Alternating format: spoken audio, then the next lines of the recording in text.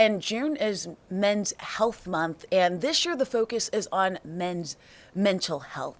So we have a guest who knows a lot about it. We want to bring in Miss Adrienne Bumpers with the Potter's House to talk about men's mental health. Miss Bumpers, thank you so much for being here. Thank you, Faith, for having me. It's a joy to be here. So I want to start off the conversation by asking you, what are some of those issues when it comes to men and their mental health? What are some of the things that you're seeing? So I work at the Potter's House, which is a campus of Atlanta Mission. We are a year-long men's addiction recovery program. So what that means is every man who comes into our services has an issue with drugs and alcohol. And I don't know if you know this, but if you have severe issues with drugs and alcohol, meaning they've destroyed relationships in your life, maybe using has destroyed a job or housing, you would be diagnosed with a substance use disorder. And if you have a substance use disorder, that is a mental health diagnosis.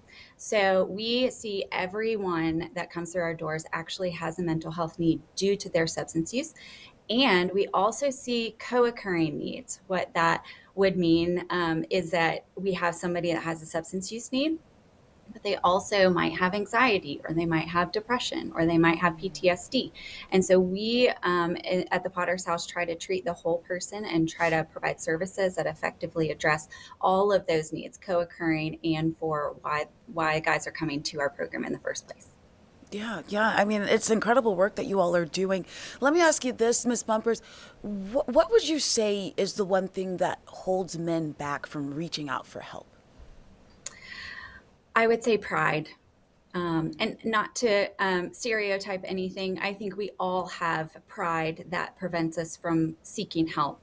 But that is absolutely something that we talk about within our program because sometimes we just want to be able to do things by ourselves. And we might be feeling really bad. We might have shame or guilt or different emotions that prevent us from wanting to open up to other people and wanting to actually seek help. And so pride is probably the biggest issue that we see that prevents someone from making that big step forward. Yeah, yeah. And oftentimes we see the issue of substance abuse can get very bad, and at times it can lead to people losing their homes and then a life on the streets. How often is that connected, and what trends are you seeing there? Well, when anybody is using a substance, they are often coping for things that they may not want to feel or acknowledge. And so when they are using, unfortunately, substances start to impact your brain in a way that makes you feel like I have to keep using this substance in order to continue moving forward. And that dependency starts to be so strong that the other things in your life are not as important. And that's when all the other things in your life start to go because that drug or the alcohol is way more important to keep using so that you keep feeling and coping the way that you need to. And unfortunately, the other things that you might even need for survival, they go by the wayside. And that's the harm that using substances can do to your life. Yeah, yeah. And I think that's a really great perspective because sometimes, if you don't know anybody in your life that's dealing with this, you might not understand that perspective of what they're going through. I want to ask you about trauma informed care. What is that and how is this related?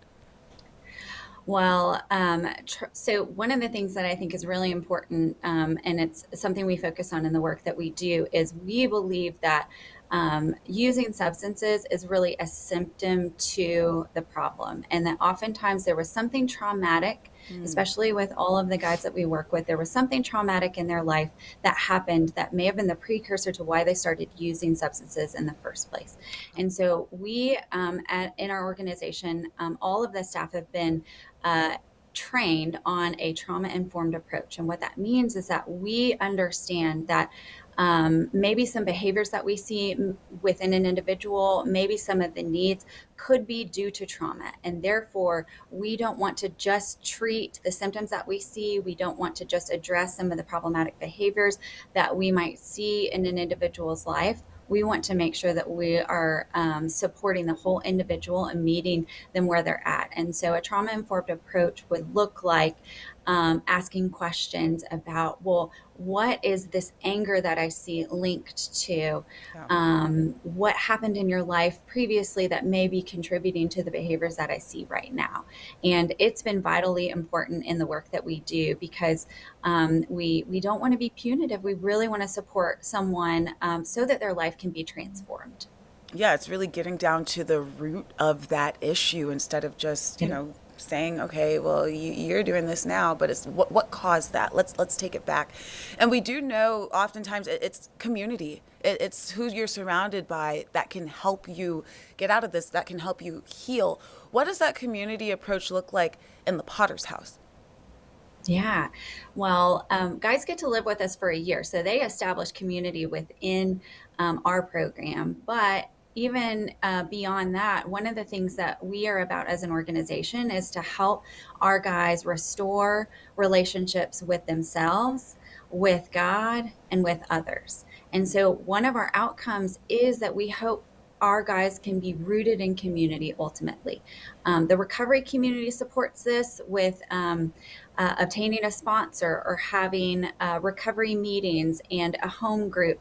But we also want our guys to be encouraged to establish reconciled relationships with their family. We want them to develop new relationships, to maybe have a mentor. We want them to be rooted in a church if that's what they hope to do. We want them to be in social groups because those relationships, one, can be something that you lean on when something challenging happens in your life moving forward, but they also can last much longer than our program will. And so we want to make sure that every client has a chance to get an opportunity to be rooted in community for their long-term success. Want to be rooted in community. My last question for you, Miss Bumpers, if somebody is watching this right now and they're struggling, if they have a man in their life that is struggling, what can they do today to help? Absolutely reach out for resources, reach out for help. If you know someone who might be a good candidate for coming to the Potter's House, you can go to our website at www.tphrecovery.org. You can find out more about our program. We have an application process that's online, but not only are we a resource, there's several resources no matter where you are located within Georgia and beyond for support for this. So call hotlines, do some research. Google can help you find support. It is out there for you. All right, Miss Adrienne Bumpers, Director of Potter House Atlanta, thank you so much for that very important conversation. We really appreciate it. Absolutely.